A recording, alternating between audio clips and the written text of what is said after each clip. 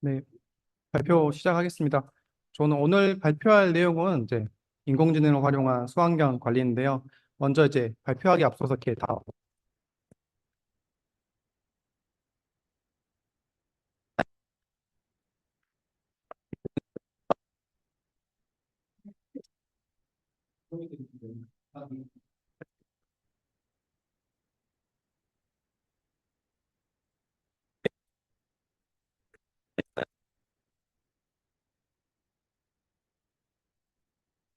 관리를 하게 됩니다.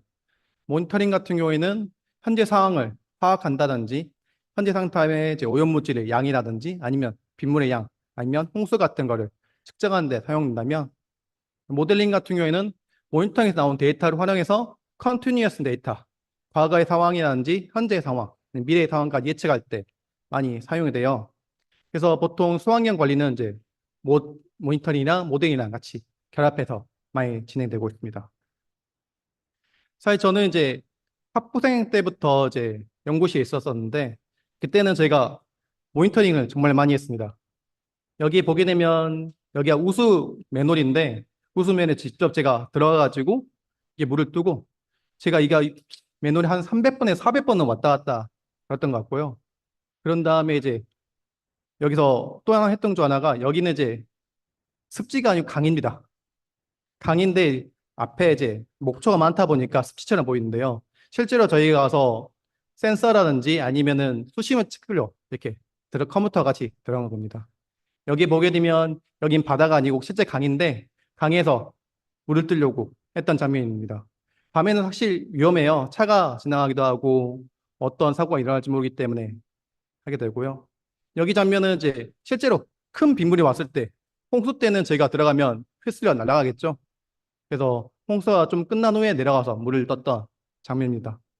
뭐 대학원 때 제가 배를 탈 기회가 있어가지고 여기 키오스트에 있는 배 타고 한 2박 3일 동안 바다를 돌면서 물 떴었습니다. 근데 이때 제가 느꼈던 것 중 하나가 이건 도저히 못해 먹겠다. 이 중 하나가 이걸 하게 되면은 이제 아무것도 생각이 안 납니다. 물을 하루 종일 뜨고 있으면은 나는 누구이고 여긴 물인가 하늘인가 알게 되게 될 건데 그래서 이러한 이제 모니터링을 좀 덜 해보고자 원래 모델링을 했었어요. 근데 모델링을 보게 되면 여기 제 후배들과 같이 만들었던 모델 바다 영상이라든지 오러시들 모양인데요. 여기 보게 되면 격자망이 하나씩 다 보이시죠? 이 격자망이 하나하나의 밸류예요. 그 말은 이게 사면체이기 때문에 한 셀당 4개의 정보가 들어가 있는 거예요. 여기에 수심이 들어갔기 때문에는 층이 더 많아지면 데이터가 많아지겠죠. 이 데이터를 처음에는 구축하려면 사람이 손으로 한 번씩 다 해줘야 돼요. 그리고 여기는 보이지 않지만 이게 예전에 이제 과거의 모습처럼 보이는데 옛날에 모델을 보정을 할 때 코드를 쓰지 않고 한 적이 있어요. 파라미터를 하나씩 넣어주면서 보정을 해줘야 하는데 하나 놓고 클릭하고 하나 놓고 클릭하게 되면 손가락이 아작이 납니다. 그래서 어제 제가 배웠던 게 코드였어요. 근데 코드를 배우게 되면은 좋은 점이 이걸 자동 보정이라든지 인공지능에 적용할 수 있게 되는데 코드를 배우는데 상당히 시간이 오래 걸렸어요. 우리가 처음에 한국어를 배운다, 영어를 배우는데 좀 시간이 오래 걸죠. 컴퓨터 언어도 똑같이 오래 걸립니다. 그렇게 열심히 해서 코드까지 배우고 데이터도 만들어 왔는데 컴퓨터로 돌려야죠. 이게 제가 민시브론 센서, 이거 하나의 서버인데 실제로 제가 대학원 있을 때 다양한 다양한 폴루턴트를 한꺼번에 시뮬레이션 할 때가 있었어요. 그때 컴퓨터 사용한 한꺼번에 12개를 쭉 사용해가지고 모델링을 진행했어요. 이 경우에는 하나의 시뮬레이션 한 컴퓨터만 사용을 못하기 때문에 좀 시간이 많이 걸렸던 점이 있었죠. 그리고 이렇게 만들었던 모델링 기법이 적용하더라도 시간이 너무 오래 걸렸어요. 제가 어떨 때 이프대시라는 모델을 한번 만들었는데 한번 시나리오 분석 몇 개만 해보자 했는데 일주일 동안 돌아간 적이 있고 그리고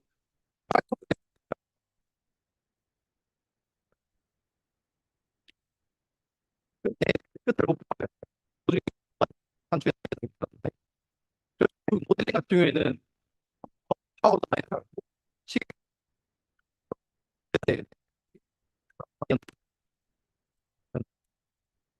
인공지능 이론이에요. 뭐 1927년이라든지 49년에는 하나의 노벨에서 하나의 이제 소설에서 나왔고 50년대 80년을 거치면서 20년도쯤에 이때 아마 그 처음으로 말하는 우리가 아는 이제 그 렐루라는 펑션이 나왔어요. 아직 지금은 좀 오래된 펑션이 나는데 이 렐루라는 펑션이 나오면서 폭발적으로 인공지능이 결과가 좋게 나타났고 한 2017년도쯤에 알파고가 나왔죠. 알파고가 뜨면서 점점 딥러닝 발달하다 보니까 최근에 나왔던 챗GPT까지 우리가 사용하게 됐죠. 근데 이러한 인공지능이 사실 환경 분야에 아직까지는 적용이 많이 안 되고 있어요. 저희 이제 제가 대학원 때 한 2018년도, 17년도 때 딥러닝을 적용한 사례가 거의 없었었고, 실제로 대인공지능 데이터에다, 환경 데이터에다 인공 널렸으니까 이게 뭐가 문제고 어떠한 점이 부족한지 몰랐어요. 그만큼 환경 쪽은 이제 아직까지 인공지능이 많이 적용이 안 되는 사회였었는데, 이러한 인공지능을 실제로 환경 쪽에 제어하려면 가장 힘들었던 중 하나가 환경엔 다양한 데이터가 있어요. 여기 보게 되면 원격 탐사라는 이미지 데이터가 있을 거고 센서 같은 경우에는 아마 컨티뉴어스한 결과가 나오게 되지만 오염물질을 측정한다든지 분석할 때는 디스컨티뉴한 결과가 나타나게 돼요. 근데 이러한 점을 모든 걸 다 인공이 넣으려면은 사실 그 앞부분에 전처리가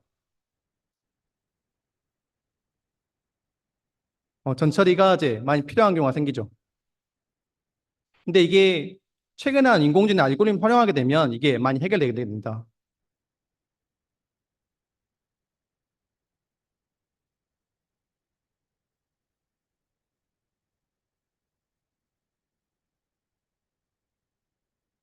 그리고 이라는 개념이 나오고 있어요. 이 디지털 트윈이란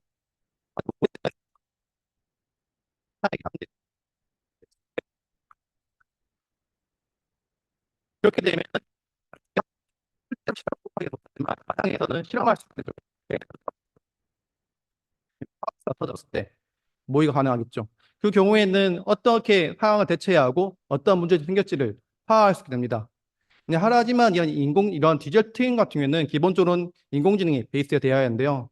그 중 하나가 디지털 트윈에서 가장 중요한 중 하나가 모니터링하고 모델이 큰 개념이기 때문입니다.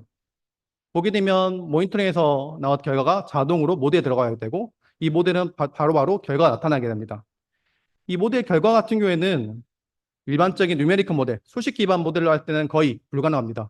우리가 수식 기반 모델링을 바로 돌리려면 시간이 오래 걸리는데 이 모델을 인공지능으로 개처하게 되면은 이러한 디지털 트윈 시스템을 만들 수 있게 됩니다.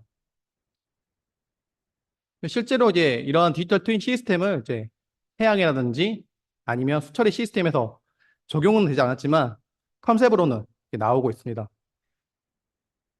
그래서 제가 한번 이런 디지털 트윈을 만들어 보려고 노력을 하고 있는데요.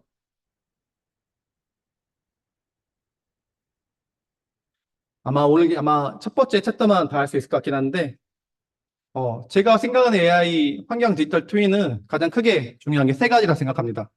한 개는 모델의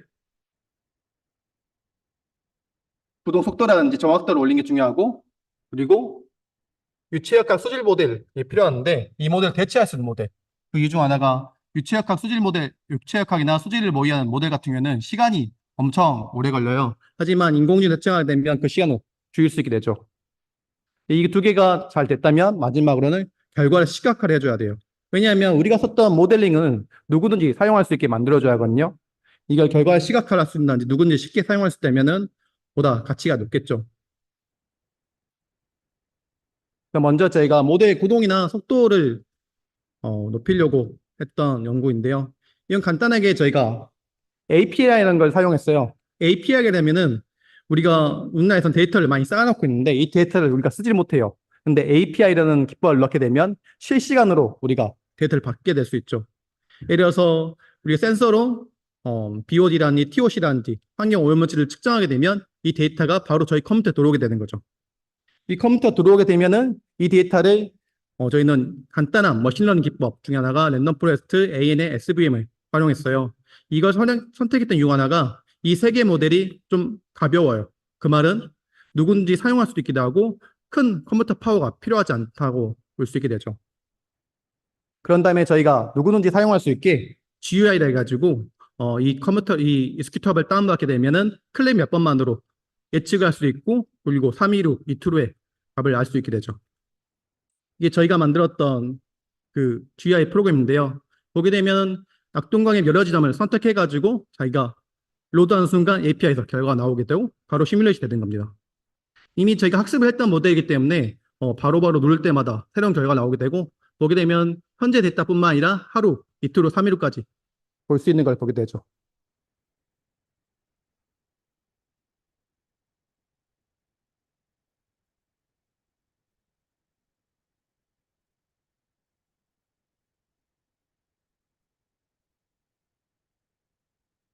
그런 다음에 제가 했던 연구인데 이렇게 만들었던 모델이 정확도가 높아지려면은 실제로 관측값 활용해서 한번 재보정이 일어나야 돼요.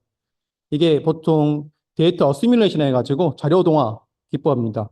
이 자료동화 기법을 활용하게 되면은 여기에 있던 예전에 기존에 사용했던 방법론이고 이게 데이터 어시뮬레이션 방법론이면은 기존에 썼던 방법은 한번 모델을 보정하게 되면 이 파라미터가 모델의 파라미터가 똑같이 가게 돼요.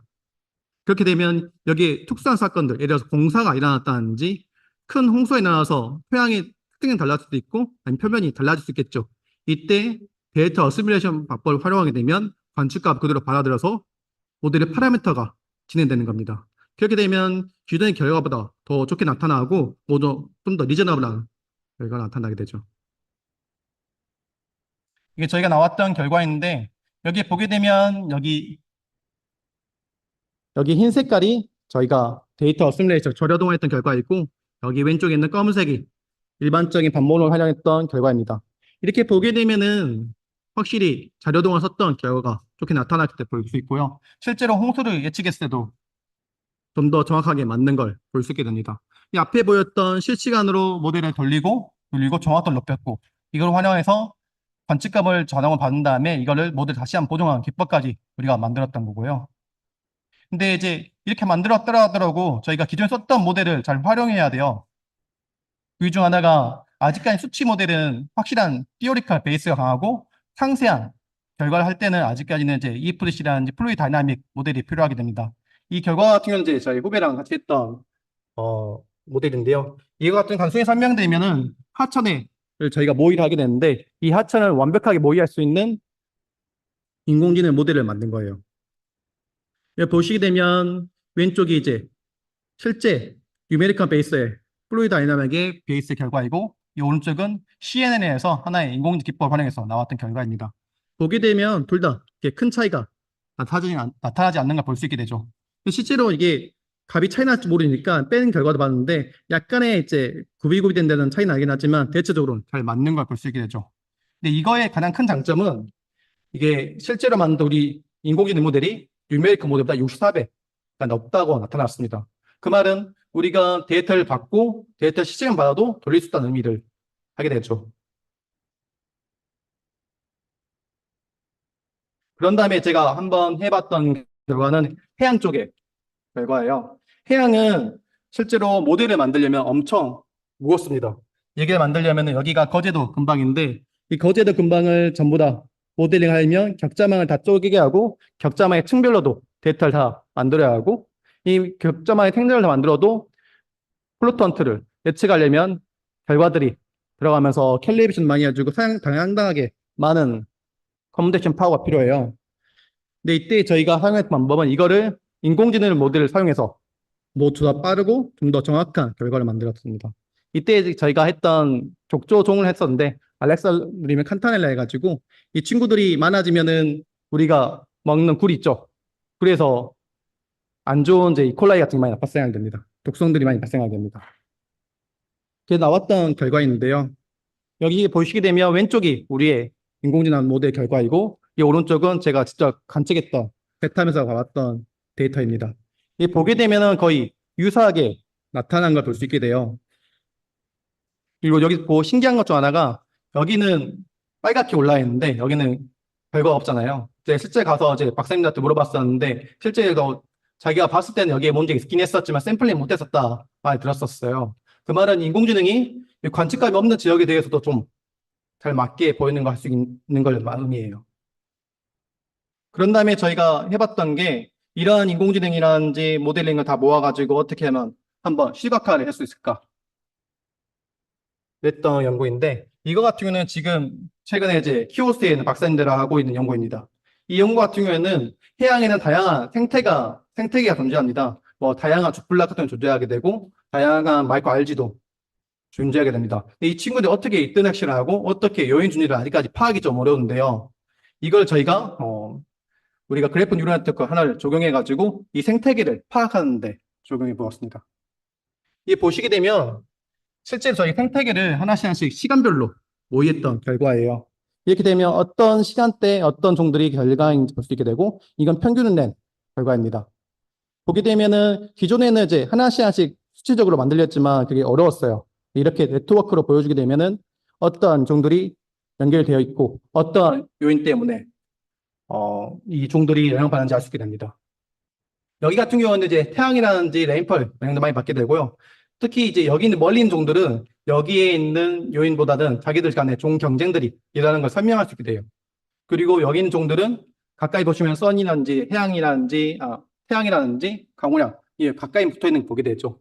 이 의미는 여기에 있는 종들은 여기에 있는 이제 기후 쪽에 영향을 많이 받는다고 볼 수 있게 됩니다. 하지만 여기에 있는 종들은 상대적으로 기후랑 많이 연관이 없어요. 그 의미는 여기에 있는 종들이 서로 인터랙션이 더 공존관계가 더 중요하다고 할 수 있습니다.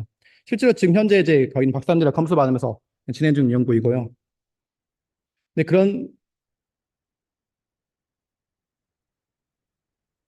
다음에 저희가 해봤던 연구인데요. 방금까지는 이제 하나의 요인이라든지 아니면은 수치 모델이라든지 아니면 이제 실시간으로 볼 수 있겠다면, 이거 같은 경우는 그거를 모으는 거 집대성한 결과로 했던 연구입니다. 이제 저희가 했던 거는 이제 대구에는 상수 관망이 좀 문제가 많이 있어요. 이 상수 관망은 전통적으로 문제가 많았던 지역 중 하나고요. 저희가 했던 게 애틀이랑 같이 했던 연구인데, 어디 지역에서 문제 터졌을 경우, 어디 상수 관망에서 적수가 생겼다든지 수질적 문제가 생겼을 경우 그때 파악했던 연구인데, 이때 저희가 여기다 뭐 큰 농도의 오염물질이 생긴다든지 적수가 생겼을 경우 농도 바뀌는 걸 봤던 연구입니다.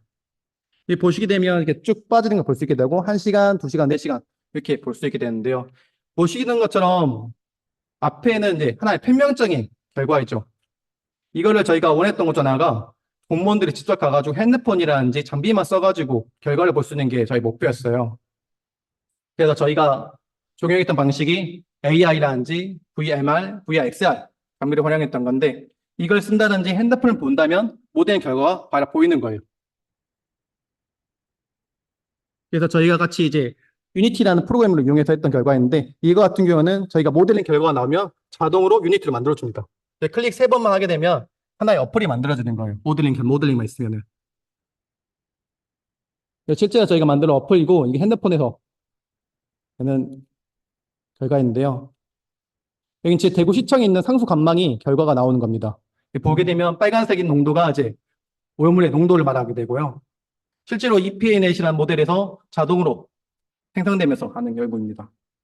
근데 이거 같은 경우는 단순히 설명드리면 핸드폰을 이렇게 들고 다녀야 하고 다양한 작업을 못하게 돼요. 핸드폰 들고 있으면 누군가 손을 잡고 있어야겠죠. 그래서 저희가 하려 했던 것 중 하나가 이제 이런 VR 장비를 활용해서 했는데요. 아마 에코업에 있는 학생들 한번 다 써보고 한번 교육을 한번 해볼 것 같긴 해요. 그래서 보통 이제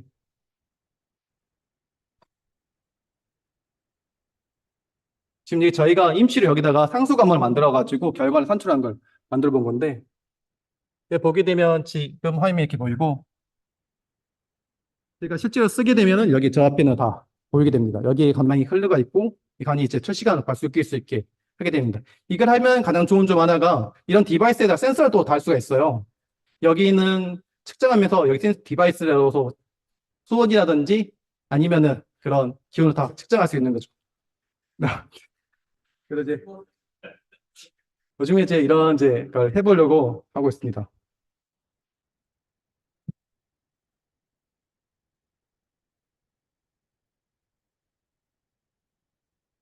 아마 여기 에코업 듣는 학생들은 아마 내년쯤에 이거 장비를 쓰면서 같이 체험을 한번 해볼 수 있을 거예요. 지금 같이 만들어 보고 있어가지고 다양한 장비를 사고 있으니까요.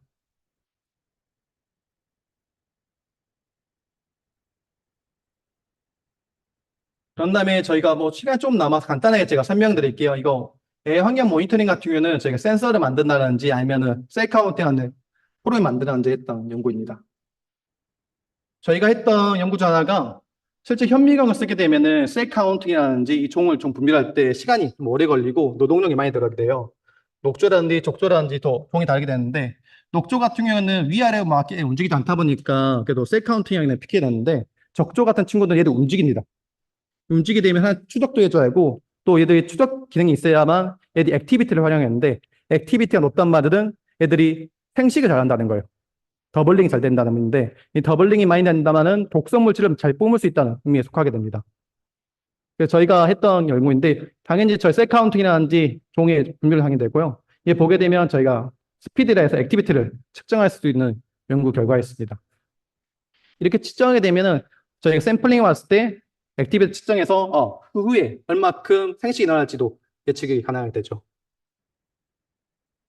이건 제가 대학원 때 했던 결과인데 단순히 설명을 드리면 우리가 남조류를 셀 카운팅하고 그리고 클래시피케이션 결과이게 됩니다.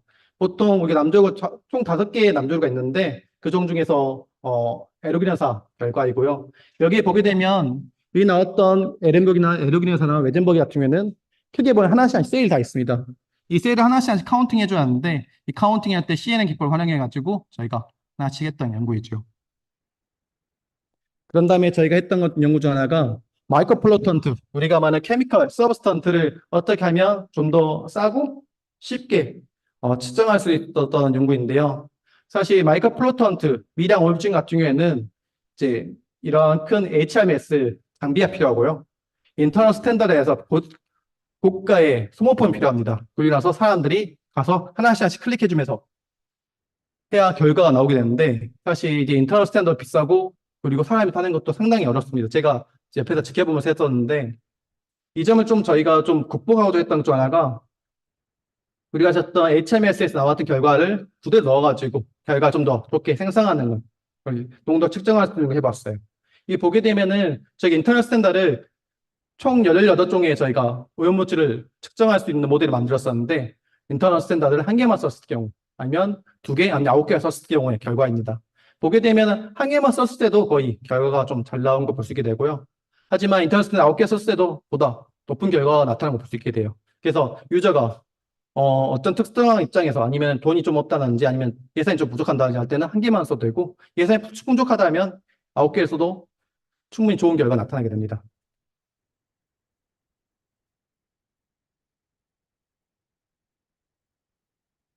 예, 그건 이제 기획과 교수님이랑 같이 하고 있는 연구인데요. 최근에 피포와 피포스로 해가지고 저희가 환경 규제 문제가 생기고 있어요. 피포, 피포스 간단히 설명하게 되면 우리가 테플론 같은 건데 테플론 계열의 프라이팬이 많이 들어있는 것들이에요. 이 피포와 피포스를 저희가 기획과 교수님이랑 같이 하고 있는데 이때 사용했던 기법이 전기와 아이랑 저희가 카본 나노튜브를 사용해가지고 했던 결과입니다. 여기 보게 되면 저희가 했던 것 중 하나가 전기화학적인 쉐이프가 나오게 돼요. 이 쉐이프의 모양을 모아가지고 하나의 저희 정컵 양상을 만들었고 실제로 측정 결과 어느 정도 맞는 결과가 나오긴 했지만 아직까지는 이제 실제로 강물이라든지 아니면 수돗물까지는 괜찮지만 더 더러운 물에서는 아직까지 잘 안 되고 있긴 합니다. 하지만 지금 목표 중 하나가 실제 상수 감망에 넣었을 때 이게 피포와 피포스 측정할 수 정도 하는 게 저희의 목표입니다.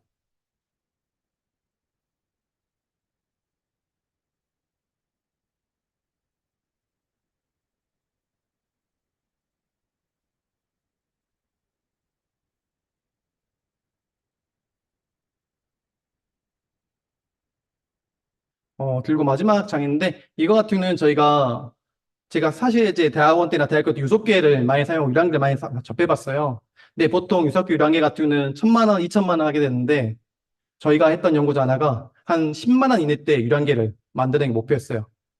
저희가 저가형 센서를 사가지고 그리고 IoT 기법을 활용한 다음에 실제 유량값을 측정했던 연구인데 얘 보게 되면은 3D 프린터라는 센서를 활용해가지고 유량이 어느 정도 맞는 걸 활용해 볼 수 있게 되고요. 이런 거를 저희가 3D 프린터랑 센서를 이용해서 유량계 만든다면은 보다 이제 가정집에 적용될 수 있을 것 같고 그리고 비용이 한 10만 원 이내이기 때문에 좀 더 우리가 말하는 디지털 유량계로 많이 전환이 될 수 있을 것 같습니다. 제가 발표했던 거는 이제 인공지능을 환경공학 쪽에 어떻게 적용할 수 있으면 좋은 거에서 설명드렸고요. 질문 있으시면 질문 받도록 하겠습니다.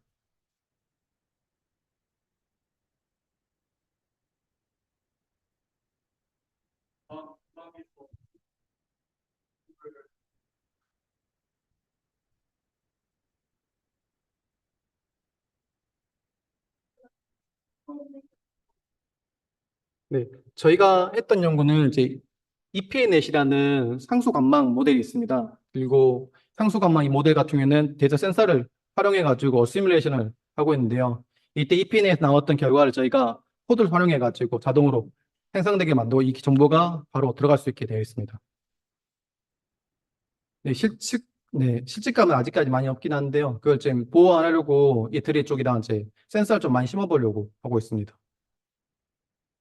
그렇게 되면 말씀하신 것처럼 아직까지 상수 관망 같은 몇 군데 지점만 하고 있다면은 저희가 센서를 좀 많이 넣어가지고 한 10개라든지 20개를 넣게 되면 정확도가 높아질 거로 볼 수 있습니다.